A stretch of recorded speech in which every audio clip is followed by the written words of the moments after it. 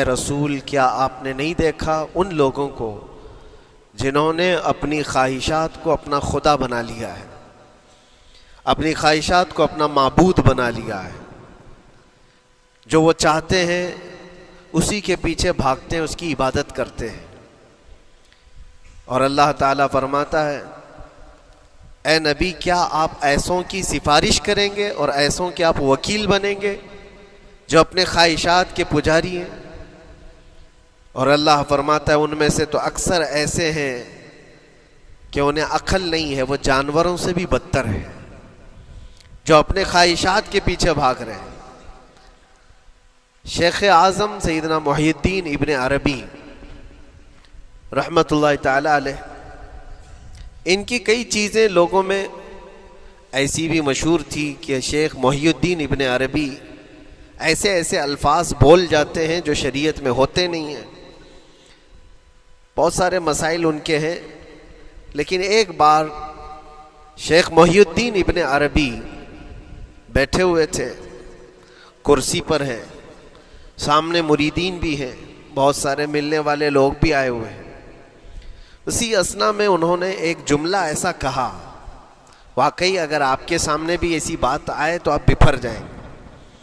شیخ محی الدین ابن عربی کہتے ہیں اے لوگوں جو تم سب یہاں میرے پاس بیٹھے ہو، تمہارا خدا میرے پاؤں کے نیچے ہوتا ہے،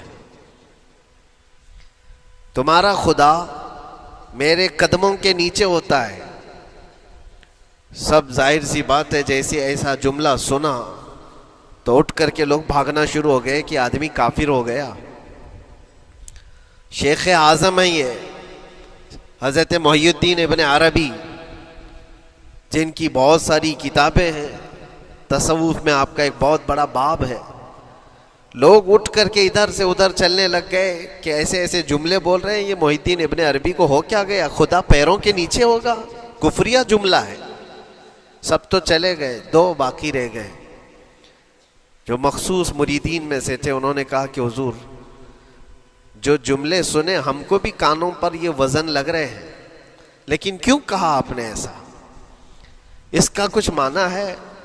آپ جیسے عظیم المرتبت بزرگ سے ایسا جملہ کیسے ممکن ہے؟ انہوں نے فرمایا کہ ان سب کو بھی تو یہ پوچھنا چاہیے تھا میرے بولنے کا مطلب کیا ہے، فوراً بدگمانی کیا اور بھاگ گئے۔ تم دو باقی رہ گئے، میں بتاتا ہوں کہ میں نے یہ جملہ کیوں کہا تھا۔ تو کرسی پر بیٹھے تھے اور چٹائی نیچے بچھی ہوئی تھی یا قالین بچھی ہوئی تھی جس پر لوگ بیٹھے ہوئے تھے۔ آپ نے اپنے ان دو مریدین سے کہا یہ چٹائی اٹھاؤ۔ چٹائی اٹھائی تو دیکھا وہاں پر سونے کے چاندی کے سب سکے رکھے ہوئے تھے جو شیخ محی الدین ابن عربی کے پیروں کے نیچے تھے۔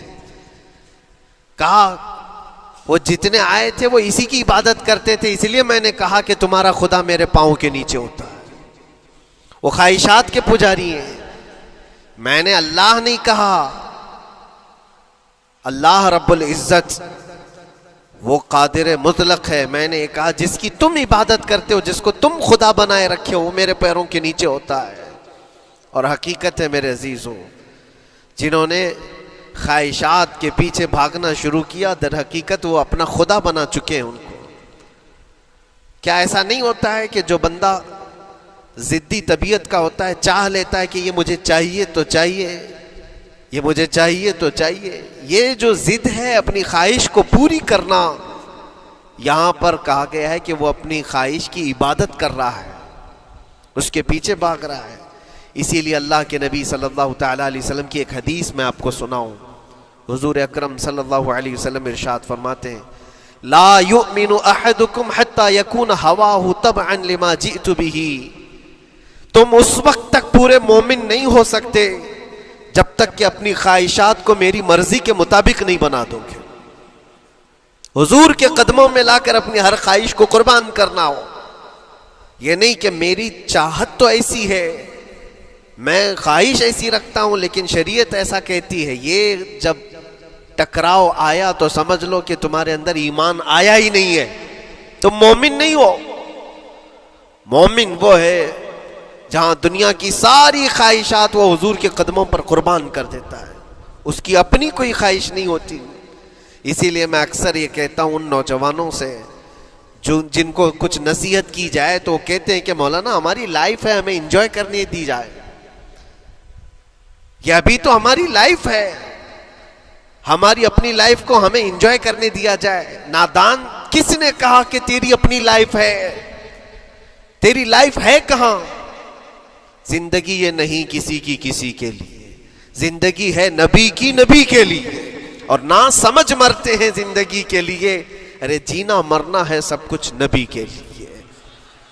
جو خواہشات کو لا کر کے حضور کے قدموں پر رکھ دیتا ہے تو پھر وہ کہتا ہے میرے عزیزو، وہ پھر آ کر کے یہ کہتا ہے اپنی خواہشات، اپنی طبیعت جہاں سب مر جاتی آدمی کی، اس کی اپنی کچھ نہیں ہوتی، تب اس مومن کی زبان سے یہ نکلتا ہے یا رسول اللہ زمین و زمان تمہارے لیے، مکین و مکان تمہارے لیے، چنین و چنا تمہارے لیے، بنے تو جہاں تمہارے لیے، ہم آئے یہاں تمہارے لیے، اٹھے بھی وہاں حضور کے لیے. اس کا اپنا کچھ نہیں ہوتا، اپنی خواہش ہوگی تو میں کرتا رہے گا، اور جتنی خواہشات کے پیچھے بھاگتا رہے گا دنیا اس کا پیچھا کبھی نہیں چھوڑتی، اور نہ ہی دنیا اس کو کبھی سیراب ہونے دے گی، کبھی پیٹ بھرنے دے گی ہی نہیں. وہ بھوکا ہی رہے گا، وہ پیاسا ہی رہے گا جو دنیا کے پیچھے بھاگتا ہے. ایک مرتبہ سیدنا عبداللہ ابن مسعود رضی اللہ تعالیٰ عنہ غمگین بیٹھے ہوئے تھے، کسی بات کا غم ہوگا.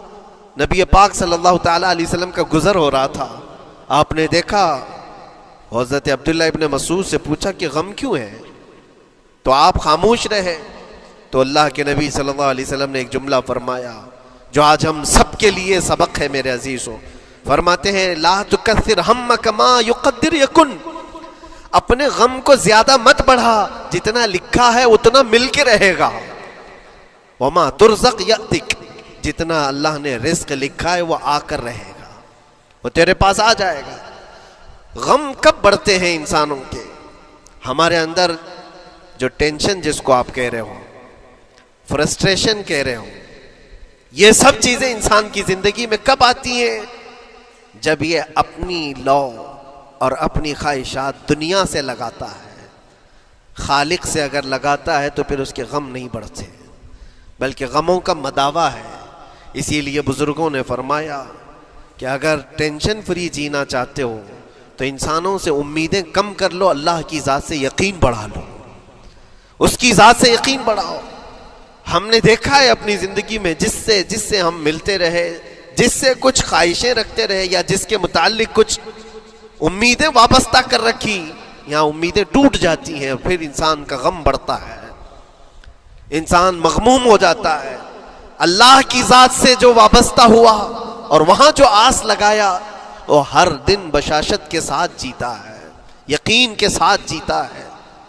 اسی لیے میرے عزیزوں، یہاں جس نے بھی اپنے خواہشات کو دنیا کے ساتھ لگایا ہے اسے کم کرنا ہے.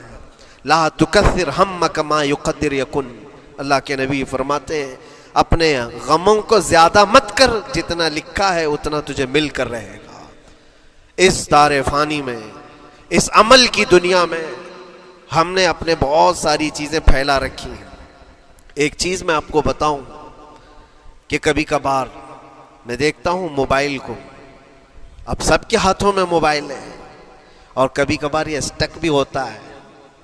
اچھی کمپنیوں کے موبائل بھی اسٹک ہو جاتے ہیں، یا تو کبھی بہت زیادہ بیٹری گرم ہو جاتی ہے اور موبائل بھی گرم ہونے لگتا ہے. پھر اس کا حل کیا ہے؟ ایکسپرٹ سے پوچھتے ہیں موبائل کبھی ہینگ ہو رہا ہے یا کبھی بہت بیٹری گرم ہو رہی ہے، اس کے ریزن کیا ہے؟ تو وہ ایکسپرٹ یہی بتاتے ہیں کہ اس کے اوپر اوور لوڈ ہو سکتا ہے، بہت زیادہ اس میں ڈیٹا جمع ہو چکا ہے اور پھر بیک گراؤنڈ میں ایکٹیو ہے بہت زیادہ، جس کی وجہ سے بیٹری ہارمفل ہے، بہت زیادہ گرم ہو جاتی ہے. یا تو پھر ایک ساتھ کئی چیزیں اس کے اندر ڈال دی جاتی ہیں تو اس کا پروسیس کم ہو جاتا ہے، اسٹک ہو جاتی ہے. یہ تو موبائل ہے جو تمہیں سکھا رہا ہے. یہی چیز ہے دنیا کے ہمارے اس لائف میں، ہماری زندگی میں بہت زیادہ چیزیں اگر دماغ میں آ جاتی ہیں تو پھر دماغ گرم بھی ہو جاتا ہے اور اسٹک بھی ہوتا ہے، ہر چیز سوچنے سے بھی عاری ہو جاتا ہے. صحیح طریقے کے فیصلے نہیں لے پاتا. اچھا نقصان کیا ہے اس کا؟ سیم ہم نے موبائل ایکسپرٹ سے بھی پوچھا. جب موبائل بہت زیادہ گرم ہونے لگے یا اسٹک ہونے لگے تو اس کو کیا کرنا چاہیے؟ تو ایکسپرٹس بتاتے ہیں کہ اس کے ریڈیشن بہت زیادہ ہوتے ہیں اس وقت اور یہ نقصان پہنچا سکتا ہے. جو استعمال کر رہا ہے اس کے دماغ پر بھی اثر کرے گا, آس پاس کے لوگوں پر بھی اثر کرے گا. ایک موبائل کے اوپر اگر زیادہ لوڈ آ جائے تو اس کے ریڈیشن آس پاس سب کو خراب کرتے ہیں. یہی حال انسان کی زندگی کا ہے. تمہارے دماغ کے اوپر اگر غم زیادہ بیٹھ گئے اور بہت زیادہ دماغ حاوی ہو گیا تو خود کا تو نقصان کرو گی ہی, آس پاس جتنے ہیں سب کا نقصان کرو گے.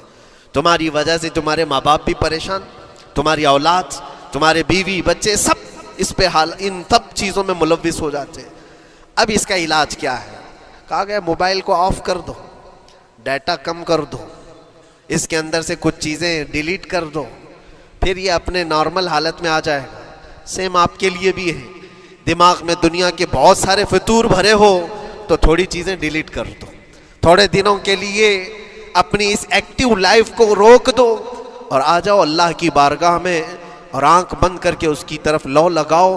اس لیے کہ ہماری بیٹری جو چارج ہوگی وہ خالق کائنات سے ہی ہوگی, بنانے والا ہی بہتر جانتا ہے اس کی زندگی کس چیز سے چلتی ہے.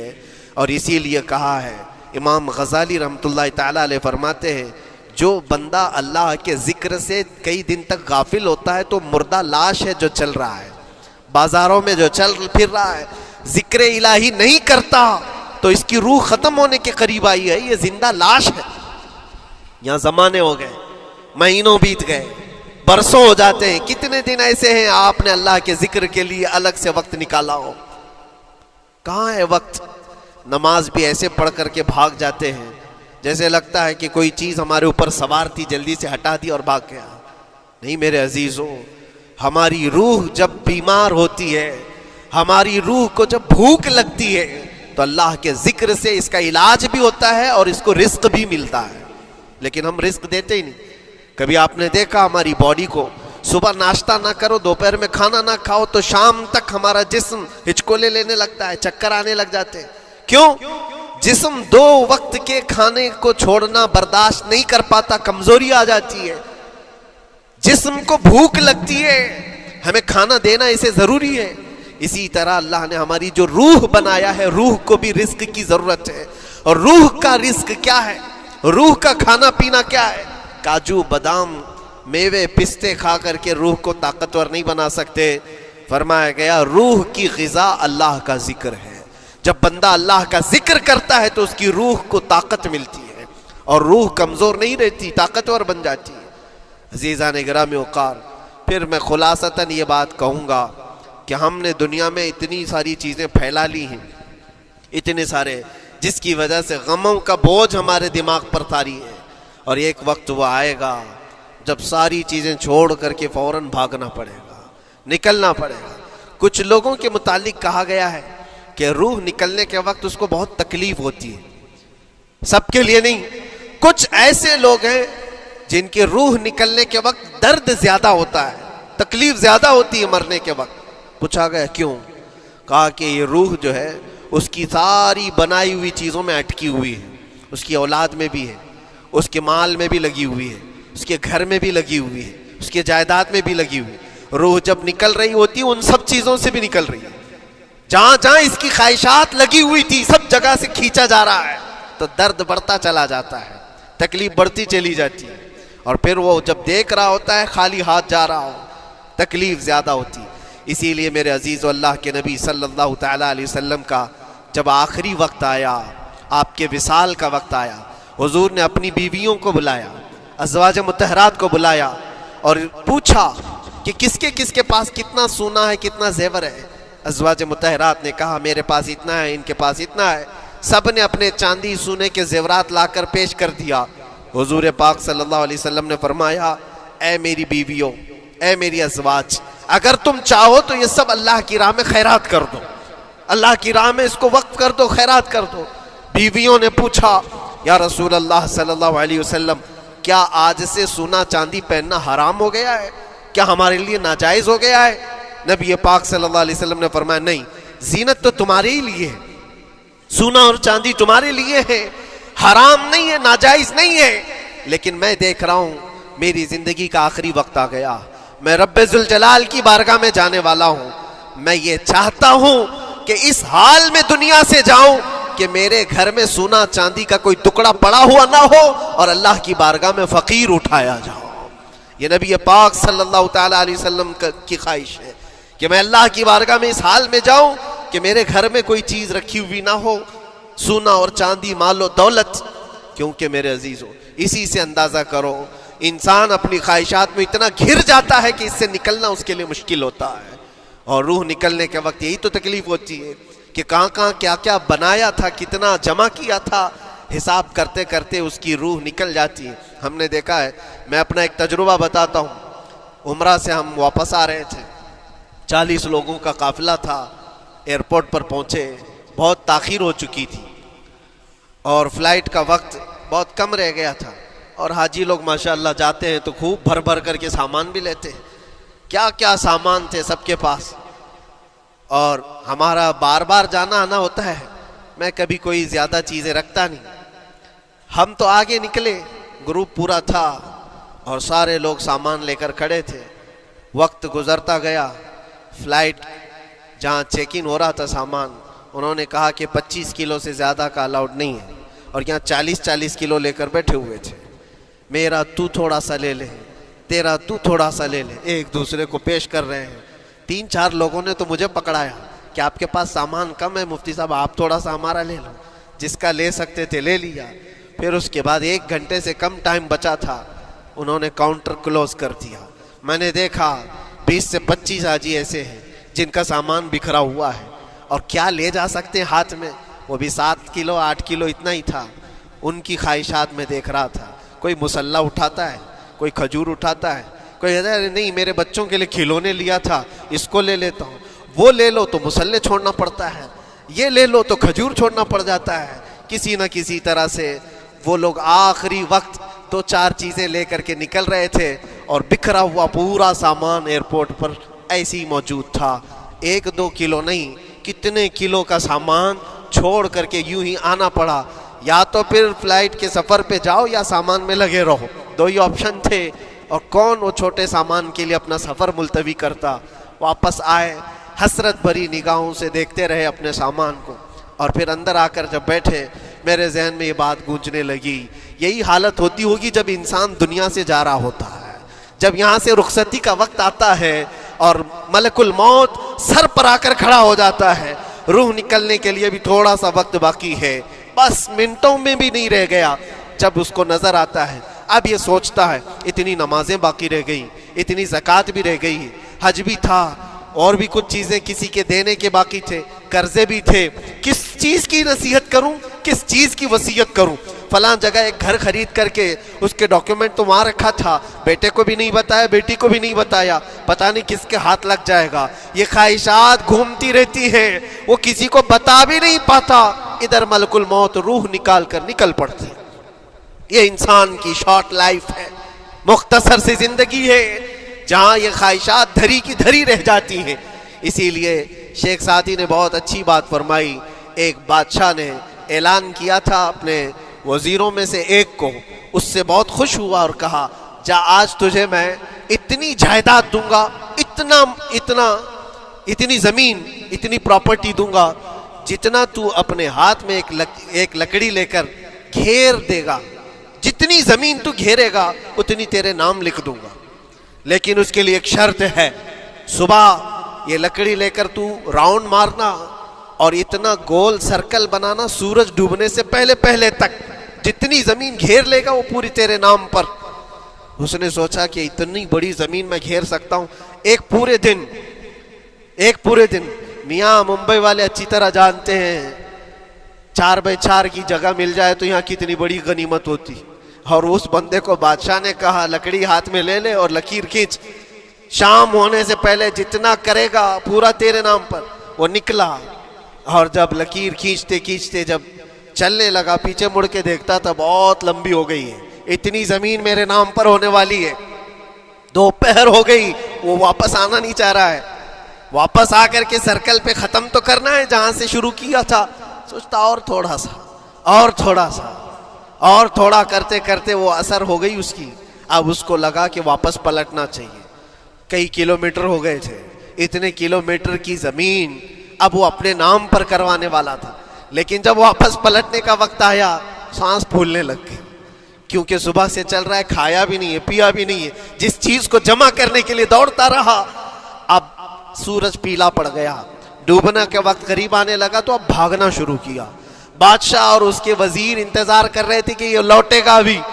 اب دیکھا بڑی دور سے یہ دوڑتا دوڑتا آ رہا ہے, اپنی لکڑی کو لکیر زمین پر کھینچتے ہوئے کہ جلد سے جلد اپنے اس پوائنٹ پر پہنچ جاؤں جہاں سے شروع کیا تھا. سانس پھولنے لگ گئی, دوڑتے دوڑتے ہانپنے لگ گیا. سورج ڈوبنے کے قریب آ گیا, آخری کرنیں باقی تھی اور اس کا پوائنٹ بھی قریب آ گیا تھا. دوڑتے دوڑتے کسی طرح سورج غروب ہونے سے پہلے پہنچ گیا وہاں پر, لیکن کثرت سے بھاگنے کی وجہ سے ٹھوکر کھا کر کے گر گیا اور اپنے اس پوائنٹ پر لکڑی لا کر کے جمع کر دیا.